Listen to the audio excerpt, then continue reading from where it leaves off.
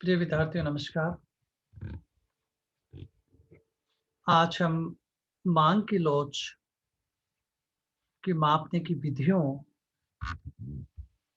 के ऊपर जो पिछला वीडियो था उससे आगे बढ़ते हुए और हम ये चैप्टर देखेंगे। विद्यार्थियों आप जानते हैं कि पिछले वीडियो में मैंने बताया था कि मांग का नियम ये कहता है कि किसी वस्तु की कीमत और उसकी मांगी जाने वाली मात्रा के बीच में विपरीत संबंध पाया जाता है। और मांग की लोच ये बताती है कि वस्तु वस्तु की मांग को प्रभावित करने वाले 3 प्रमुख चरों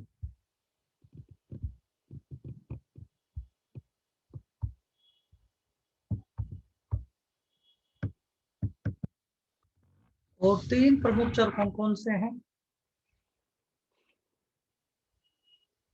उस वस्तु की कीमत, अन्य वस्तु की कीमत जिसको पीवाई कहते हैं, उपभोक्ता की आय, ये 3 चर यानी जो मांग फलन है, demand of X is the function of price of X, price of Y और एम फॉर इनकम है।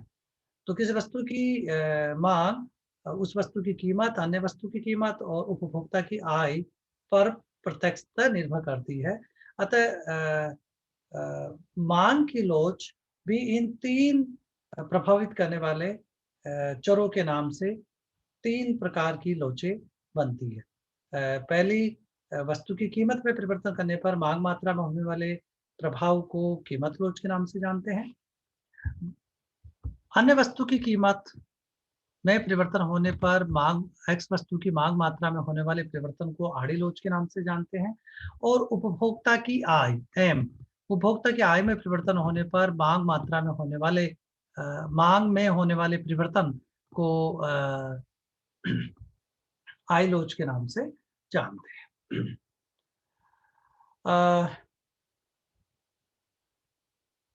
यदि हम इसको यूँ कहें कि यहाँ पर ये मांग फलन में इसका दाएं पक्ष में ये स्वतंत्र चर है पी एक्स, पी वाई और एम, और बाईं तरफ जो मांग है वो परतंत्र चर है। तो इंडिपेंडेंट वेरिएबल्स में परिवर्तन होने पर डिपेंडेंट वेरिएबल में क्या परिवर्तन होता है उसको लोच के नाम से जाना जाता है। तो यदि इसको यूँ कहें कि अन्य बातें समान रहने पर किसी वस्तु की कीमत, अन्य वस्तु की कीमत और उपभोक्ता की आय में परिवर्तन होने पर जो प्रतिक्रिया वस्तु की मांग पर होती है वही वस्तु की मांग की लोच कहलाती है। इसका मतलब ये हुआ कि उपयुक्त तीनों स्वतंत्र चरों में से 2 को स्थिर रख करके किसी एक में परिवर्तन करके मांग पर होने वाली प्रतिक्रिया को देखा जाए तो वही उस वस्तु की मांग की लोच कहलाती है। आंदोलिक विश्लेषण में मांग को प्रभावित करने वाले तीनों घटकों को आधार मानकर वस्तु की कीमत मांग लोच, आय लोच तथा तिरछी आड़ी लोच के नाम से जाना जाता है। ये पिछले वीडियो में मैंने आपको बताया था कि मांग की लोच में आपस में क्या संबंध है, मतलब जो तीनों प्रकार की मांग की लोच है इनमें क्या संबंध है।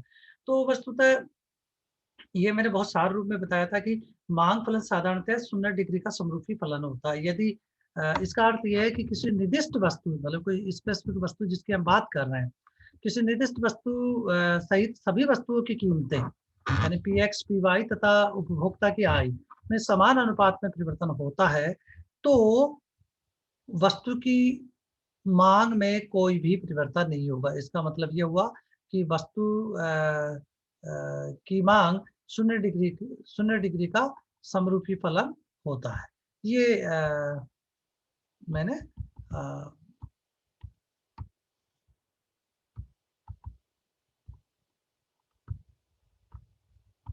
इसमें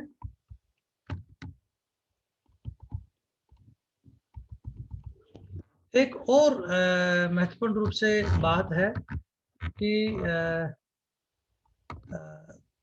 जो 0 डिग्री की समरूपी फलन से ये स्पष्ट होता है कि आड़ी लोच क्रॉस इलास्टिसिटी, इनकम इलास्टिसिटी आई लोच का योग वस्तु की कीमत लोच के बराबर होता है। तो हम थोड़ा सा ये इस पे न जाकर के केवल इतना बताएं कि ये कीमत लोच का सूचक है, ये आई लोच का सूचक, ये आड़ी लोच का सूचक है और ये आई लोच का सूचक है। तो कीमत लोच वस्तुतः आड़ी लोच और आई लोच का योग होती है, यानी ये कीमत लोच आड़ी लोच और कीमत लोच के योग के बराबर होती है और कीमत लोच का मान हमेशा ऋणात्मक होता है। ये डिफरेंशिएशन पार्शियल डिफरेंशिएशन कैलकुलेशन में हम देखें तो partial derivation of x by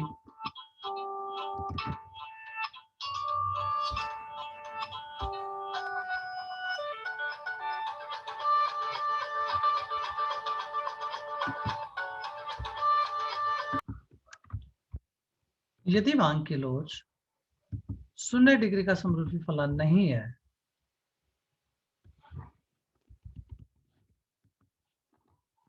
तो ऐसी दशा में तीनों लोचों का योग 0 नहीं होगा। इसका मतलब ये हुआ कि यदि वस्तु की मांग को प्रभावित करने वाले 3 प्रत्यक्ष चरों निर्दिष्ट वस्तु की कीमत, संबंधित वस्तु की कीमत और उपभोक्ता की आय में समान अनुपात में परिवर्तन नहीं हो तो फिर मांग फलन 0 डिग्री का समरूपी फलन नहीं होगा। यानी इसका अर्थ ये हुआ कि समान होने की अवस्था में तो 0 डिग्री का समरूपी फलन अवस्था के में होने पर तो इसका अर्थ होता है कि तीनों में समान अनुपात में कमी या वृद्धि होने पर मांग मात्रा में भी कोई परिवर्तन नहीं होगा। लेकिन यदि तीनों में समान अनुपात में परिवर्तन नहीं होता है तो फिर मांग फलन 0 डिग्री का समरूपी फलन नहीं होगा। ऐसी दशा में मांग की लोच कैसे ज्ञात की जाती है, उसका सूत्र यह है कि कीमत लोच इक्वल टू आई लोच और एक्स वस्तु पर कितना हिस्सा खर्च किया जाता है और दूसरी जो संबंधित वस्तु है उस पर 1 माइनस के एक्स हिस्सा जो खर्च किया जाता है उसको आड़ी लोच से गुणा कर दिया जाए तो कीमत लोच निकल के आ जाएगी। अब ये फिलहाल आप लोग इसको इतना ही समझें। देखिए मैंने बहुत डिटेल में ये बताया लेकिन मैं फिर आपको रिपीट कर रहा हूँ कि मांग की कीमत लोच प्राइस इलास्टिसिटी किसे कहते हैं, coefficient of the price elasticity of demands. ये इटालियन ये सिंबल है, इससे व्यक्त करते ये इलास्टिसिटी को व्यक्त करता है। वस्तु की कीमत मांग लोच गुणांक उस वस्तु की कीमत में परिवर्तन होने पर अन्य बातें यथावत रहने की स्थिति में इसकी मांग मात्रा पर होने वाली प्रतिक्रिया को कहा जाता है। चूंकि कीमत और मात्रा में विलोम संबंध होता है इसलिए कीमत लोच एक ऋणात्मक संख्या है। कीमत और मात्रा में विलोम संबंध होता है इसलिए कीमत लोच एक ऋणात्मक संख्या है। अतः अक्सर हम इस सूत्र में इलास्टिसिटी में ई चिन्ह को छोड़ देते हैं।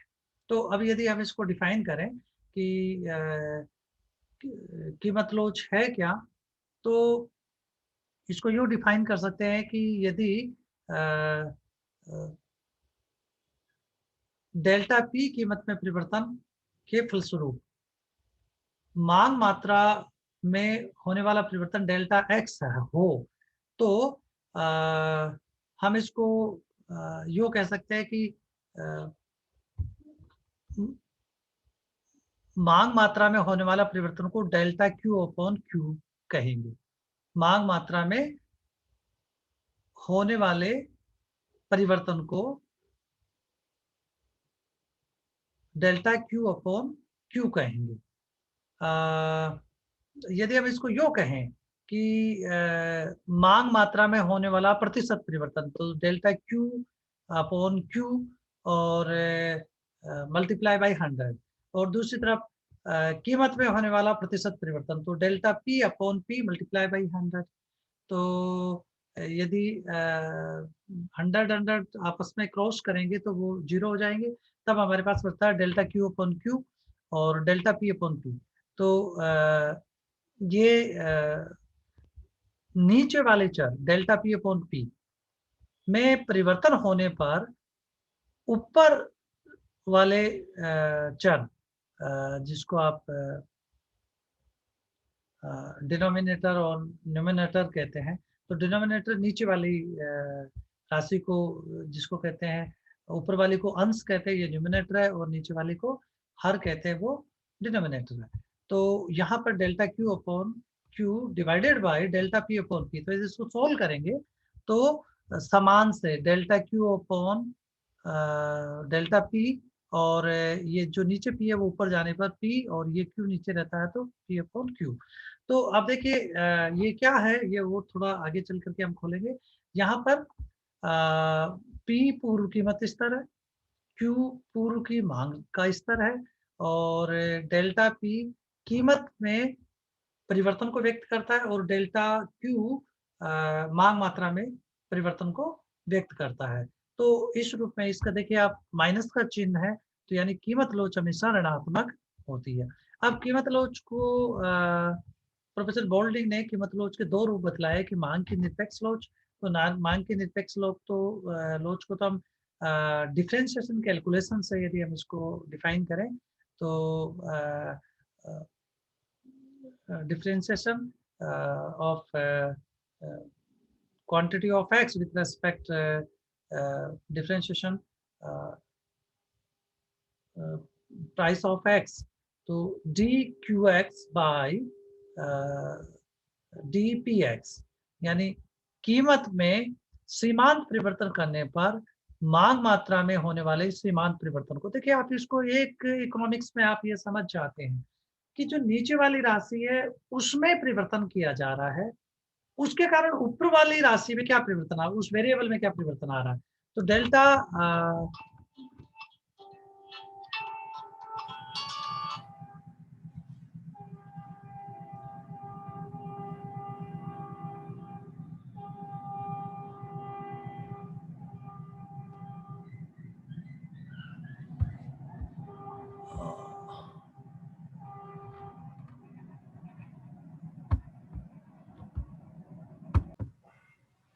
मांग की कीमत लोच को दो रूप में प्रोफेसर बोल्डिंग ने व्यक्त किया है। मांग की निरपेक्ष लोच तो ये डिफरेंशिएशन कैलकुलेशन से है, और मांग की सापेक्ष लोच ये डिफरेंशिएशन कैलकुलेशन से पूर्व स्तर की कीमत और मांग मात्रा के साथ संबंध को जोड़ करके यहाँ पे देखा जा रहा है। जरा ये देखिए, मांग के निरपेक्ष लोच में तो G Q X with respect to differentiate price of X, तो यहाँ पर ये निरपेक्ष लोच है। यहाँ और इसमें क्या अंतर है दोनों के बीच में, यहाँ पे सापेक्ष लोच में पूर्व स्तर की कीमत और पूर्व स्तर की मांग को भी इसके साथ लिया गया है। ये मांग की सापेक्ष लोच है। सामान्यतया मांग की सापेक्ष लोच को ही किया काम में लिया जाता है। ये श्रेष्ठ है क्योंकि गणितीय दृष्टि से सुस्पष्ट और तार्किक दृष्टि से अधिक अच्छा माप है। यानी मांग की लोच को माप का सापेक्ष लोच ही बेहतर तरीका है। अब मांग के लोच की मापने की जो प्रमुख विधियां हैं वो है दो प्रमुख विधियां हैं, मांग की बिंदु लोच और मांग की चाप लोच। मांग की बिंदु लोच का अभिप्राय यदि किसी वस्तु की कीमत में बहुत मामूली सा परिवर्तन हो तो इसकी प्रतिक्रिया मांग पर होगी, तो वह मांग की बिंदु लोच है, यानी किसी एक विशेष बिंदु पर मांग की लोच मापी जाती है। एक दूसरी है आर्क लोच। आर्क लोच में यदि वस्तु की कीमत में बहुत बड़ा परिवर्तन होता है तो मांग पर होने वाली प्रतिक्रिया को चाप लोच के नाम से जाना जाता है। अब हम आर्क लोच और पॉइंट इलास्टिसिटी और आर्क लोच दोनों को थोड़ा सा डिटेल में देखेंगे, और यही मुख्य बात यहाँ पे है। अब देखिए ये वीडियो में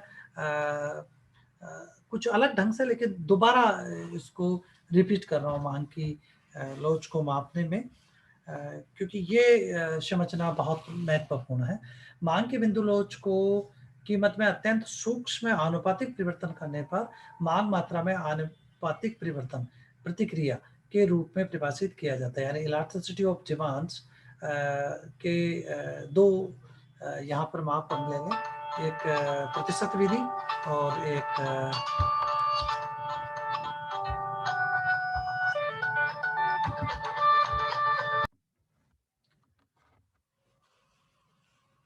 तो यहाँ पर हम मांग की लोच को मापने की विधि को एक बार मैं फिर आपके साथ शेयर करूँगा। ये पॉइंट इलास्टिसिटी को मापने की जो विधि है वो दो प्रकार की विधि है। एक प्रतिशत विधि, तो प्रतिशत विधि में कीमत लोच किसे कहते हैं ये समझ लो। तो आप समझिए कि ये चैप्टर आधा हमारे समझ में आ जाता है। ये है percentage change in quantity demanded by percentage change in price, यानी कीमत में आनुपातिक परिवर्तन होने पर मांग मात्रा में होने वाले आनुपातिक परिवर्तन का माप कीमत लोच कहलाती है। अब मार्शल की ज्योमेत्रीय विधि में प्राइस इलास्टिसिटी को मापने का delta Q upon delta P multiply by P upon Q. Delta Q मांग मात्रा में परिवर्तन है और डेल्टा पी कीमत में परिवर्तन है, और पी पूर्व स्तर का कीमत है और क्यू पूर्व स्तर की मांग मात्रा है। तो ये कीमत लोच है, और यदि हम इसको सिंबॉलिक रूप से देखें तो elasticity of price equal to ये डेल्टा क्यू अपॉन क्यू। आप इसको केवल ये चूंकि basically D for differentiation calculation है, अब आपने ये पढ़ा नहीं है इसलिए मैं इस पे नहीं जा रहा, तो डी की जगह डेल्टा कर दो, डेल्टा परिवर्तन को बताता है। तो delta Q upon Q divided by delta P upon P, और यदि हम इसको सॉल्व करेंगे तो डेल्टा क्यू अपॉन क्यू को भाग दिया गया डेल्टा पी अपॉन पी से, तो जब इसको मल्टीप्लाई में लेंगे तो पी ऊपर चला जाएगा और पी नीचे आ जाएगा, डेल्टा पी नीचे आ जाएगा। तो delta Q upon delta P multiply by P upon Q. इस सूत्र में डेल्टा या यो कहे कि D X with respect to D P किसी एक बिंदु पर मांग वक्र का ढलान का प्रथम अवकलन है, जबकि पी तथा डी का संबंध पूर्व स्तर की कीमत और मांग को व्यक्त करता है। ये थोड़ा सा लीनियर मांग वक्र है।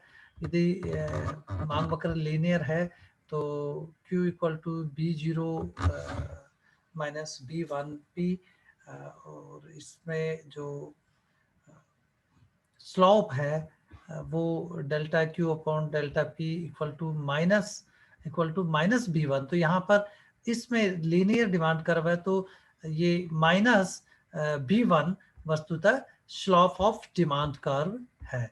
तो उस रूप में यदि देखें तो स्लोप ऑफ डिमांड कर्व चूंकि delta Q upon delta P है, तो delta Q upon delta P की जगह माइनस B1 लिख दें, तो minus B1 multiply by P upon Q ये रेखीय मांग वक्र के विभिन्न बिंदुओं पर लोच को बताता है।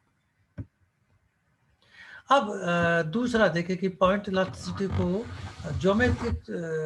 ज्योमेट्रिकल रूप से कैसे मापा जाए। तो ये भी बहुत बड़ा